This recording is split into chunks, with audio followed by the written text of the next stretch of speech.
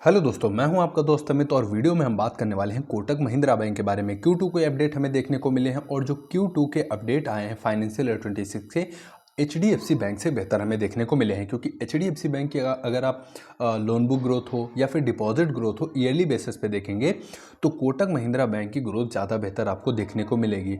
जहाँ तक मुझे याद है HDFC बैंक की लगभग 10% के आसपास देखने को मिल रही है ईयरली बेसिस पे ग्रोथ। लेकिन अगर आप कोटक महिंद्रा बैंक की ग्रोथ देखेंगे तो वाई ऑन वाई बेस पे आप देखेंगे लगभग 15% की ग्रोथ जो है वो देखने को मिली है। तो सबसे पहले लोन बुक की तरफ चलते हैं। तो लोन बुक का नंबर अगर आप देखेंगे तो लेटेस्ट में आप देखते हैं यहाँ पर 4,62,552 करोड़ की इनकी लोन बुक हमें देखने को मिली है। और क्यू ऑन क्यू बेस पे, यानी कि जब Q2 के रिजल्ट आए थे वहाँ से अगर आप कंपेयर करेंगे तो लगभग 4% इनकी लोन बुक जो है वो बढ़ती हुई नज़र आई है।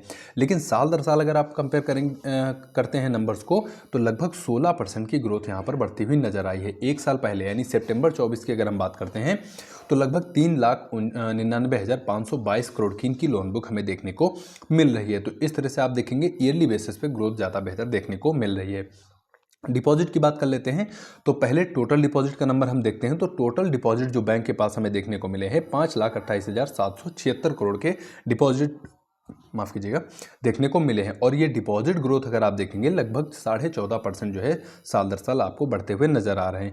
क्यू ऑन क्यू देखते हैं तो यहाँ पर भी आप देखेंगे 3.1% की ग्रोथ देखने को मिली है। क्यू ऑन क्यू मतलब कि Q1 के जो रिजल्ट आए थे वहाँ से कंपेयर करेंगे 3.1% की ग्रोथ रही है। अब कासा की बात कर लेते हैं। कासा करंट अकाउंट और सेविंग अकाउंट में जो डिपॉजिट का नंबर होता है वो कोई भी बैंक हो या फिर NBFC हो वो फ्री का पैसा माना जाता है, क्योंकि करंट अकाउंट पे बैंक को इंटरेस्ट नहीं देना है तो फिर वो इंटरेस्ट बैंक की प्रॉफिट पे नज़र आता है। और साथ ही साथ अगर सेविंग अकाउंट में भी आपका पैसा है तो वहाँ पर 2 से 3% आपको जो है वो रिटर्न जो है वो इंटरेस्ट जो है वो मिलता है। तो इस वजह से कासा का जो अमाउंट होता है वो बैंक के लिए फ्री का माना जाता है। अब कासा डिपॉजिट की अगर हम बात करते हैं तो यहाँ पर जो ग्रोथ हमें साल दर साल देखने को मिली है 11.2% की ग्रोथ देखने को मिली है। 2,23,791 करोड़ के इनके टोटल कासा अमाउंट में हमें डिपॉजिट के तौर पर देखने को मिल जा रहा है। क्यू ऑन क्यू नंबर देखेंगे तो यहाँ पर भी जो ग्रोथ रही है वो बेहतर देखने को मिली है। 6.7% की ग्रोथ यहाँ पर भी देखने को मिली है। तो इस तरह से अगर आप देखेंगे तो कोटक महिंद्रा बैंक के जो Q2 के अपडेट अभी हमें देखने को मिल रहे हैं वो ज़्यादा बेहतर देखने को मिल रहे हैं